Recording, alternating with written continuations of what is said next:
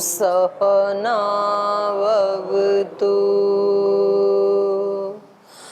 सहनौ भुनक्तु सह वीर्यं करवावहै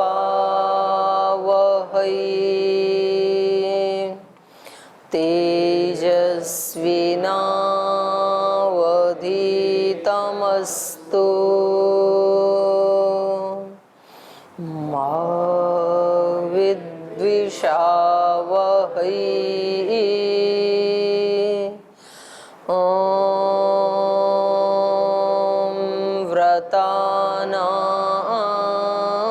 व्रतपते व्रतं चरिष्यामि तच्छकेयं तन्मे राध्यताम् इदमहमनृतात् सत्यमुपैमि।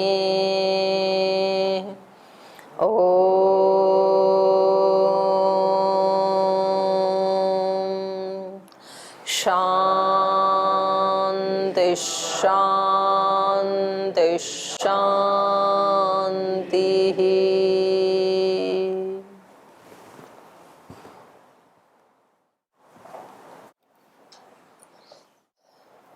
वाल्मीकि रामायण के अयोध्या कांड का 55वां सर्ग प्रारंभ किया हमने कल। 54 सर्ग में राजकुमार भरत को बहुत सारे पारितोषिक उपहार भेंट दिए जाते हैं उनके नाना जी और मामा जी के द्वारा, लेकिन क्योंकि उनका मन खुश नहीं है तो इसलिए उनको वो सब पारितोषिक अच्छे नहीं लग रहे हैं और उनको जाने की जल्दी है कि आप जल्दी से हमारे को जाने की अनुमति दीजिए। और यद्यपि घोड़ों की भी थकान अभी उतरी नहीं थी, वो भी श्रांत थे, लेकिन इनको आने की जल्दी थी, तो तुरंत ही अपने ननिहाल से विदाई लेकर के, नाना मामा से विदाई लेकर के और शाम तक अति शीघ्र वाहनों को चला करके अयोध्या पहुंचने वाले हैं। अभी पहुंचे नहीं हैं, लेकिन सामने अयोध्या दिखाई दे रही है कुछ ही दूरी के ऊपर, वहां तक ये पहुंच गए हैं। तो इनको लगता है कि जैसी अयोध्या पहले थी, जो दूर से ही एक जो अयोध्या की छवि, एक शोभा, एक महक जो उसकी है, वो जो प्रतीत होती थी, आज ऐसा नहीं हो रहा है। ना उस तरह का कोई जो शहर के, गांव के बाहर, नगरी के बाहर जो उद्यान आदि हैं उनमें जो चहक थी, पक्षी चहकते थे, फूल महकते थे, एक बहुत जो रम्य सुरम्य वायुमंडल था, ऐसा आज इनको प्रतीत नहीं हो रहा है। और जो वेद पाठी ब्राह्मण हैं वो यज्ञ आदि करते रहते थे और उनकी ध्वनि नगर से बाहर दूर से ही सुनाई देती थी, ऐसा आज कुछ भी सुनाई नहीं दे रहा है। वेद की ऋचाओं का, वेद के मंत्रों का उच्चारण आज सुनाई नहीं दे रहा है ब्राह्मणों के द्वारा। वेद पारगई ही, वेदवित्त जो ब्राह्मण हैं उनके द्वारा जो यज्ञ आदि किया जाता था, तो उन यज्ञों का धूम, उन यज्ञ में बोले जाने वाले ऋचाओं की ध्वनि और वो जो सुवासित वायुमंडल बड़े बड़े यज्ञ याग से, ऐसा आज दिखाई नहीं सुनाई दे रहा है। और जो ये नगरी राज ऋषि के द्वारा पालित थी अयोध्या, जो अत्यंत समृद्धि से आकीर्ण थी, भरी हुई थी, आज कुछ उजड़ी हुई सी लग रही है, समृद्ध नगरी जैसी नहीं लग रही है। तो उसके लक्षण दिखाई नहीं दे रहे हैं और इनका मन पहले ही उससे भरा हुआ था, डाउट से। तो दोनों ही बातें होती हैं। मन का प्रभाव स्थूल परिस्थितियों पे पड़ता है, स्थूल परिस्थितियों का प्रभाव मन पे पड़ता है, अन्योन्य आश्रित हैं ये चीजें। मन यदि प्रसन्न नहीं है और मन में यदि हमने हताशा, निराशा, अविश्वास, अश्रद्धा, ये हमारे मन में है यदि, तो बाहर सृष्टि में भी ऐसे ही लोगों से हमारी भेंट होगी।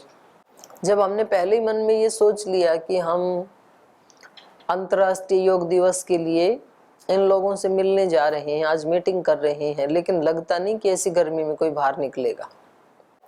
पता नहीं मोदी जी को क्या सूझी जो ऐसी धूप में उन्होंने अंतर्राष्ट्रीय योग दिवस स्वीकार किया। किसी अच्छे मौसम में भी कर सकते थे। और आजकल किसके पास टाइम, अब सब अपने घरों में योग कर लेते हैं। ऐसे ऐसे भाव यदि हम लेके निकल रहे हैं, कोई उत्साह का भाव नहीं है, ये चाव नहीं है आपके मन में, भाव नहीं है, तो फिर ऐसी ही उपलब्धि भी होने वाली है बाहर, ऐसे ही लोग मिलेंगे आपको। और फिर आप कहेंगे हमने तो पहले ही कह दिया था घर से निकलते हुए कि कोई नहीं मिलने वाला है। मीटिंग में कोई 2-4 लोग भले ही आ जाओ, बाकी कोई नहीं आने वाला है, तो आएंगे ही नहीं फिर। और फिर नहीं आए लोग, या आए तो वो भी ऐसे आए हताश निराश कि जी हम तो आ गए, बाकी तो कोई आजकल काम करता ही नहीं है। तो एक तो ये पहले ही हताश व्यक्ति था, दूसरे ने और पुष्टि कर दी, वो भी ऐसा ही निकला, तो अब ये डबल हताश हो गई, 2 लोग हो गए। तो ये मिलके करेंगे ये भी क्या, ये 2 भी ना होने जैसे ही हैं, ना होने से भी कुछ बुरे ही हैं। ना होने से तो किसी अच्छे को लाया जा सकता है, पर इन्होंने जो डबल नेगेटिविटी फैला दी इस एनवायरनमेंट में, तो अब और ज्यादा कठिन हो जाता है काम। तो परिस्थितियां जैसी हैं, एनवायरनमेंट जैसा है, उसका प्रभाव हमारे चित्त पे पड़ता है। और हमारे चित्त कैसे हैं, उन सब से मिलकर के एनवायरनमेंट बनता है। जैसे इस कक्ष में इस समय शांति है बिल्कुल, तो जो एसी या पंखा चल रहा है उसकी हवा की आवाज भी सुनाई दे रही है। तो और जिस समय आप लोग बोलने लगते हैं तब एक अलग एनवायरनमेंट होता है इस कक्ष का। और अब कोई भी नहीं बोल रहा है तो छोटी सी छोटी ध्वनि भी सुनाई दे रही, तो अत्यंत शांति का वायुमंडल है ना इस कक्ष का। तो ये शांति का एनवायरनमेंट किसने बनाया?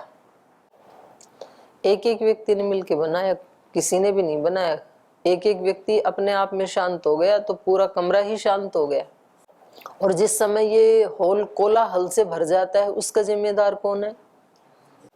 उसके जिम्मेदार भी हम ही हैं जो यहाँ बैठे हुए हैं। हम शोर मचाएंगे तो कोलाहल से भर जाएगा, शांत रहेंगे तो शांति से भर जाएगा। तो ऐसे ही जैसे हॉल के एनवायरनमेंट के लिए कौन जिम्मेदार है? हम सब। और इसको और ज्यादा श्रेष्ठ भाषा में बोलना है तो इस हॉल के एनवायरनमेंट के लिए जिम्मेदार कौन है? हम सब तो होलिया था ना, पहले ही होलिया। मैंने कहा इससे भी शिष्ट भाषा बोलो, इस हॉल के एनवायरनमेंट के लिए जिम्मेदार कौन है?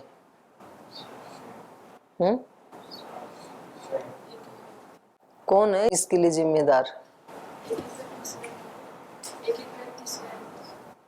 अभी भी गलत, रॉन्ग आंसर।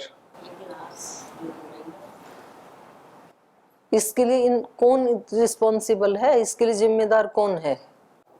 हाँ? गलत।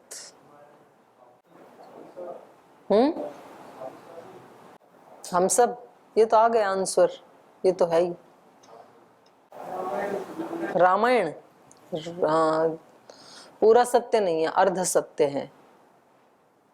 रामायण तो यहाँ रखी रहती है जब तुम कोलाहल मचाते हो।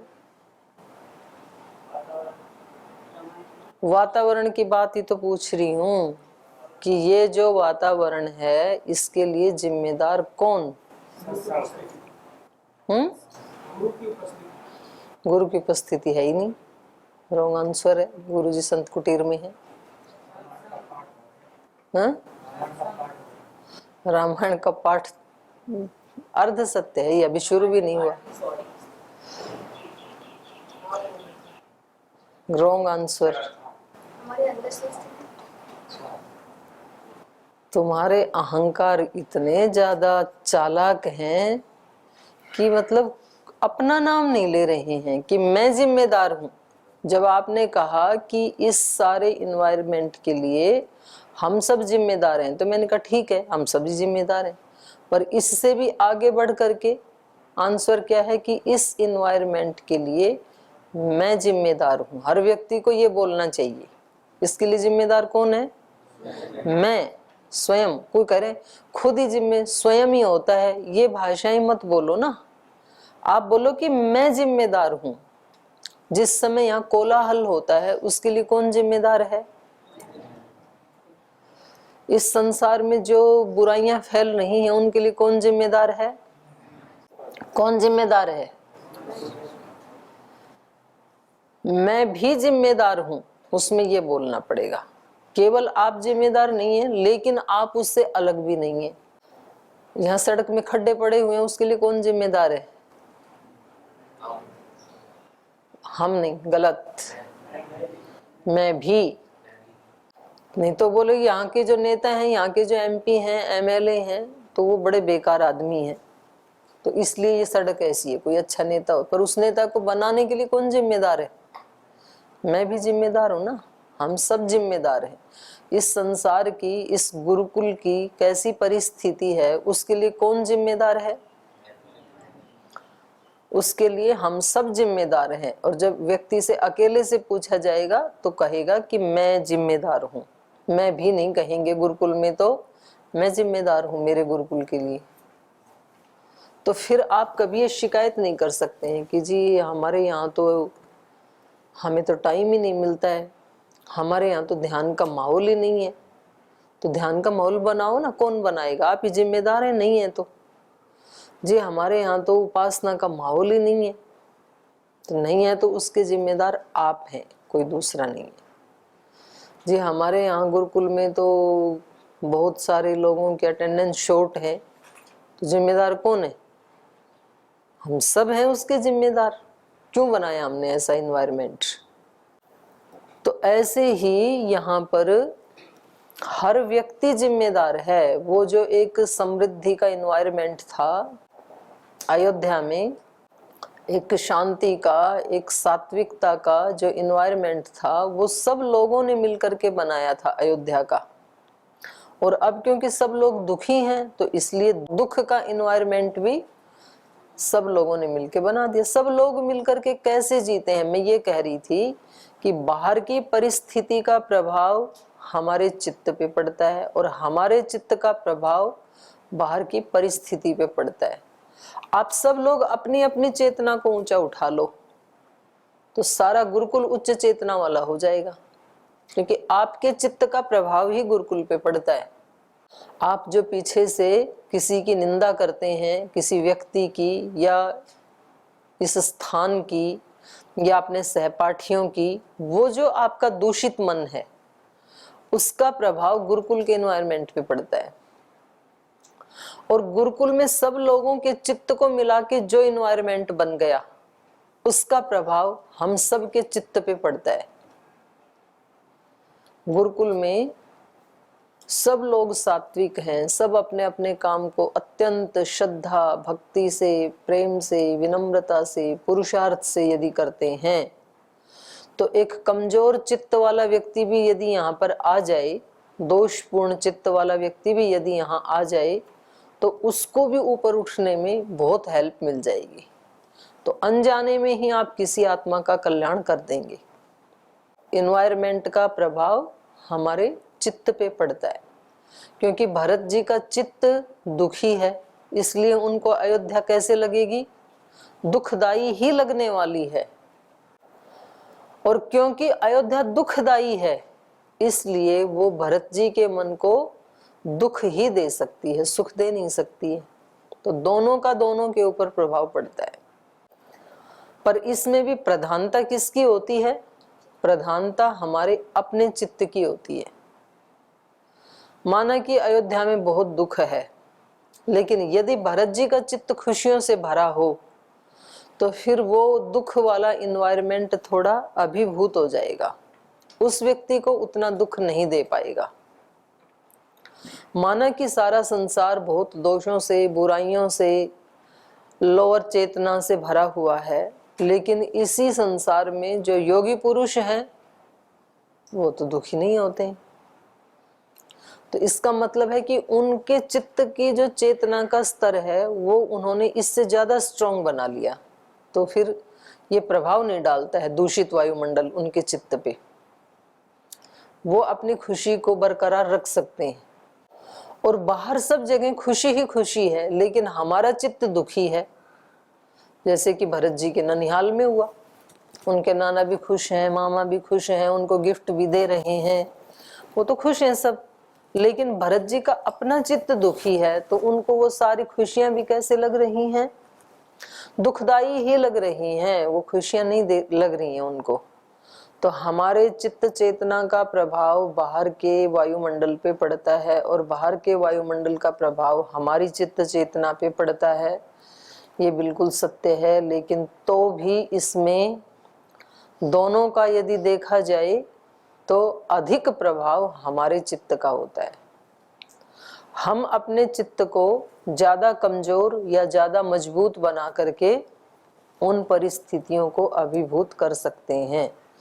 हमारा चित्त ज्यादा ही कमजोर हो गया तो छोटी छोटी बातों से दुखी होकर के, परेशान होकर के, टेंशन लेकर के, तनाव लेकर के हम और ज्यादा दुखी हो सकते हैं। जितनी परिस्थितियां थी उससे कई गुना ज्यादा दुखी हो सकता है व्यक्ति कमजोर चित्त के कारण।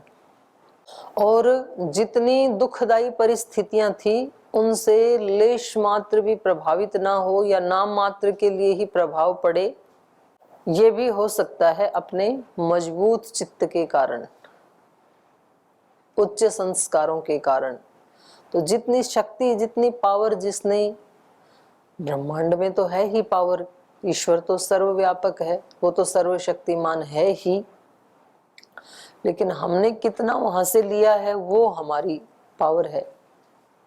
भाई प्लग में तो पावर है ही, और उस प्लग से अपने चार्जर को कनेक्ट करके हमने अपनी बैटरी को, अपने मोबाइल को, अपने लैपटॉप को कितना चार्ज किया वो हमारा है। और नहीं किया तो प्लग में खूब सारी पावर होते हुए भी हमारा लैपटॉप नहीं चलेगा, हमारा मोबाइल नहीं चलेगा फिर। तो ऐसे हमारे जीवनों का है। तो यहाँ पर भरत जी का चित्त इस समय दुख से युक्त है, शोक से युक्त है। जब से इनको स्वप्न आया है तब से इनके चित्त में प्रसन्नता का संचार लुप्त हो गया है। इसी को कहते हैं चित्त की विक्षिप्त अवस्था। तो सुख वाली, प्रसन्नता वाली, खुशी वाली अवस्था कहीं नीचे चली गई, और दुख वाली, शोक वाली, तनाव वाली अवस्था अभी उदार अवस्था में है, ऊपर है। तो इनको अयोध्या अच्छी नहीं लग रही है, और वास्तव में अयोध्या अच्छी है भी नहीं, जैसी पहले थी वैसी है भी नहीं। तो दोनों ही बातें हैं ये। तो इतना हमने पढ़ा था। तो कुछ पूछना है आपको पीछे से? प्रणाम माता जी। अभी का विषय जो आप बता रहे थे उसी में से ये एक प्रश्न उठा था। जैसे कि अभी बोला था कि हम जैसा सोचते हैं वैसे ही वायुमंडल में प्रभाव पड़ता है, और वायुमंडल या फिर वैसे ही लोग हमसे टकराते हैं, वैसे ही मिलते हैं, और घटित भी वैसा ही होता है। मेरे मन में ये प्रश्न आया था, हो सकता है ये गलत हो तो क्षमा चाहूँगा। जैसे कि हमारे पूर्वज जो महात्मा हुए जितने भी, तो उनका पूरा ग्रुप ईश्वर भक्त है, लेकिन केवल एक व्यक्ति हथियार लेकर उनको काट देता है। तो उस पर प्रभाव नहीं पड़ा इतने सारे महात्माओं एक ही का? परिवार में सब भक्त थे? सभी भक्त थे, मतलब पूरा एक ग्रुप है महात्माओं का, जैसे हाँ, हम लोग हैं। हाँ। वो सभी ईश्वर भक्त हैं, लेकिन एक आताताई आता है और बोलता है ये मुझे दे दो। नहीं, ये आतताई बाहर से आया कि इन्हीं के बाहर से बीच में आए, से? बाहर से आए, और ये साम्राज्य मेरे हवाले कर दो। तो उन्होंने बोला ये गलत है, ये ठीक नहीं है, हिंसा है, ये ऐसा मत कीजिए, बस इतना कहा, लेकिन सबको मार दिया। तो इतने सारे महात्माओं की जो चेतना थी उस व्यक्ति को नहीं घेर पाई। ये भी तो हो सकता है कि वो महात्मा केवल वेश धारण किया हो महात्मा का, और उनकी चेतना इतनी प्रबल ना रही हो। क्योंकि यदि उनकी चेतना प्रबल है तब तो व्यक्ति प्रभावित होता है निश्चित रूप से। तो जैसे महात्मा बुद्ध आदि के भी तो हमें उदाहरण मिलते हैं। अंगुलीमाल जो डाकू था, अंगुलियां काटता था, तो महात्मा बुद्ध को देख करके तो वो एकदम ठहर गया। या जो अमीचंद इतना शराब आदि पीता था, तो महर्षि दयानंद के एक ही वाक्य का उस पर प्रभाव पड़ा। तो ये हम नहीं जानते हैं किसी के बारे में, क्योंकि ऐसे तो अब मतलब ये शब्दों की एक मर्यादा है, हमें नहीं बोलना चाहिए। पर देश में बहुत सारे ऐसे भी लोग मिल जाएंगे आपको, देश की बात छोड़ो, हरिद्वार में भी मिल जाएंगे आपको, कि जिन्होंने वेश तो भगवा ही धारण किया है, लेकिन वैसे तो वो बीड़ी, सिगरेट, सुल्फा, गांजा सब पी लेते हैं। तो ऐसे यदि 1000 लोग भी इकट्ठे हो जाएं तो उनकी चेतना का क्या प्रभाव पड़ेगा। और एक जो व्यक्ति आतताई है, उसने कम से कम आतताई पने में अपनी चेतना को शिखर पे पहुंचाया है। वो कहता है मेरे को कोई फर्क नहीं पड़ने वाला, मेरे को ये चीज चाहिए मतलब चाहिए। तो उस फील्ड में तो वो काफी आगे बढ़ गया ना, तो उसकी चेतना प्रबल हो गई। तो जिसकी चेतना प्रबल होगी वो दूसरी वाली को दबा देगा। इतना था कहना मेरा। और एक और प्रश्न था कि इसमें क्या कर्माशयों का भी कुछ संबंध रहता है क्या? पूरा ही रहता है। कर्माशय क्या है, ये तो कई बार चर्चा हुई है। मेरा ही किया हुआ पहले का कर्म है और पुरुषार्थ मेरा अब का किया हुआ कर्म है, तो दोनों मेरे ही। तो कर्माशय कोई अलग अतिरिक्त चीज आके ऐड हो गई, ऐसा थोड़ी है। मेरा ही कर्म है, वो भी वो पहले किया हुआ है, इसको हम उसका पूरा पूरा प्रभाव पड़ता है। क्यों नहीं पड़ता है? तो केवल हम इसको कर्माशयों का ही खेल समझें, या फिर एनर्जीज जो मतलब वायुमंडल में फैलती है इसको ना समझें, कि दोनों को ही समझें?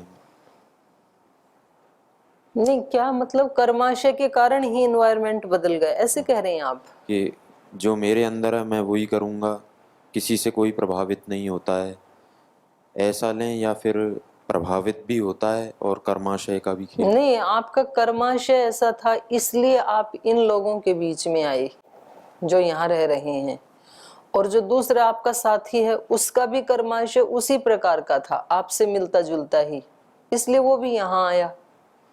तीसरा है, उसका भी कर्माशय वैसा ही था। तो लगभग लगभग एक ही जैसे कर्माशय वाले लोग यहाँ आए हैं, इकट्ठे हुए हैं। अब दो बात है कि उस कर्माशय के साथ कुछ आध्यात्मिक संस्कार थे और कुछ तो अविद्या, अज्ञान, दोष के संस्कार भी हैं जिनको हमें नष्ट करना है। अब आकर के आप सबकी दो स्थिति हो सकती हैं। पुरुषार्थ करके आप इन संस्कारों को इतना प्रबल कर सकते हैं कि दूसरे का, पड़ोसी का यदि थोड़ा बहुत कमजोर है तो वो भी आपसे प्रेरणा लेकर के आगे ऊपर उठ सकता है। या फिर यहाँ आकर के हम प्रमादी भी हो सकते हैं, क्योंकि व्यक्ति का स्वभाव है ये कि वो पुरुषार्थ तब करता है जब उसके ऊपर कोई संकट आन पड़ता है। जब वो कंफर्ट जोन में होता है तब पुरुषार्थ नहीं करता है। ये हर प्राणी का स्वभाव है और मनुष्य का सबसे ज्यादा है। जैसे जिस चींटी को एक ही जगह खाने को मिल जाएगा, शहद डाल दिया आपने, तो जब तक वो खत्म नहीं होगा ना तो वो वहीं लगी रहेगी, बस अपना पेट भरेगी, वहीं रहेगी, वो ढूंढने के लिए इधर उधर नहीं जाएगी। बहुत कम, कोई अपवाद रूप में रेयर आत्मा ऐसे होती हैं कि जिनको सब कुछ कंफर्ट है लेकिन तो भी वो अपना पुरुषार्थ नहीं छोड़ते। जैसे कि भगवान कृष्ण कहते हैं गीता में कि मुझे कुछ भी पाना शेष नहीं है, लेकिन तो भी मैं इसलिए पुरुषार्थ करता हूँ कि मेरे को देख करके दूसरे लोग भी पुरुषार्थ करें, निठल्ले ना बने। हम यहाँ देखते हैं श्रद्धेय स्वामी जी महाराज, पूरा कंफर्ट है उनके पास, लेकिन तो भी वो इसलिए पुरुषार्थ करते हैं कि कहीं दूसरे सब लोग जो मुझे देख के आए हैं वो निठल्ले ना हो जाएं, या फिर उनको खुशी मिलती है, उनका स्वभाव बन गया है। तो ऐसे तो होते हैं अपवाद। सामान्य नियम यह है कि जब व्यक्ति को आवश्यकता नहीं होती है तो वो पुरुषार्थ करता नहीं है। वो करता तब है जब उसके सामने कुछ, अब आप में से किसी को ये कह दें कि आपको तो कोई अंदर से बहुत बड़ा रोग हो गया, तब तो वो व्यक्ति ज्यादा व्यायाम प्राणायाम कर लेगा, और नहीं तो नहीं करता है। या किसी व्यक्ति को ये एहसास हो जाए कि ये यज्ञ तो इस धरती का सबसे श्रेष्ठतम कर्म है और इस यज्ञ में जाने से वहाँ की जो धूम भी मिले चाहिए मेरे को पीछे बैठ करके, तो वो भी मेरे बहुत सारे दोषों को पापों को काटने में सक्षम है, तो व्यक्ति चला जाएगा, और नहीं तो नहीं जाएगा। वो आदी हो जाता है, फिर ठीक है यहाँ ऐसे होता रहता है। तो आपने पूछा कि हम जो यहाँ पर रह रहे हैं तो हम अपने ही कर्माशय के तहत उस स्थिति में हैं या यहाँ के इन्वायरमेंट के कारण है। तो इसमें दोनों ही बातें हैं। आपका भी कर्माशय ऐसा था दूसरे तीसरे चौथे का, तो इस कर्माशय के कारण तो आप यहाँ आए। अब सबका कर्माशय मिलकर के एक इन्वायरमेंट बन गया, और अब ये जो इन्वायरमेंट बना है सबका कर्माशय मिला के, ये ऐसा है कि इसमें 50-50% दोनों का रोल है। 50% इसमें सात्विक संस्कारों का बना हुआ है ये कर्माशय, और 50% इसमें अज्ञान अविद्या दोषों का भी है। मतलब ये एक हम अंदाजा लगा रहे हैं, बिल्कुल एग्जैक्ट ऐसा ही नहीं है। 52% भी हो सकता है, उधर 48 भी हो सकता है, उधर 55-45 भी हो सकता है, ऐसा है, मिला जुला है ये। लेकिन अब जो पुरुषार्थ करेंगे आप या नहीं करेंगे, उससे इसमें कुछ नया ऐड होने वाला है।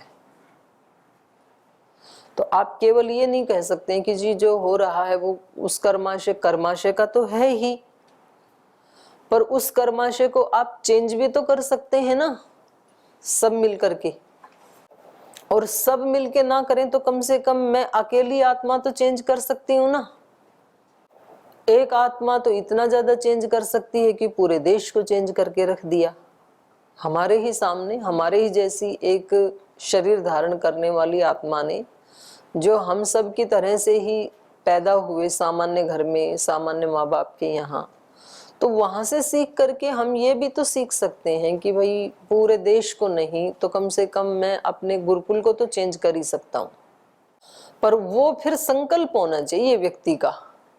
उसके लिए फिर वो भगवान से प्रार्थना भी करेगा, फिर वो जल्दी भी उठेगा, इतना ज्यादा जप तप भी करेगा, हर समय प्रेयर की स्थिति में रहेगा, हर व्यक्ति से अत्यंत प्रीति पूर्वक व्यवहार करेगा, अत्यंत आदर का व्यवहार करेगा।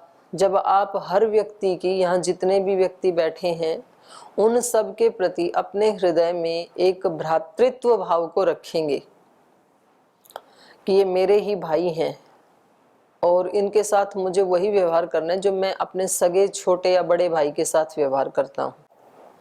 तो ये आपका संकल्प हो गया। तो अब आप हर व्यक्ति के प्रति और ज्यादा पोलाइट हो जाएंगे, और ज्यादा उदार हो जाएंगे, और ज्यादा उसकी खुशियों का ध्यान रखेंगे, और ज्यादा उसका सम्मान करेंगे, और ज्यादा उसका हालचाल पूछेंगे, क्योंकि अब वो उसकी गरज नहीं, आपकी गरज है। ये लक्ष्य, ये संकल्प आपका है कि ये गुरुकुल मुझे बदल के रखना है।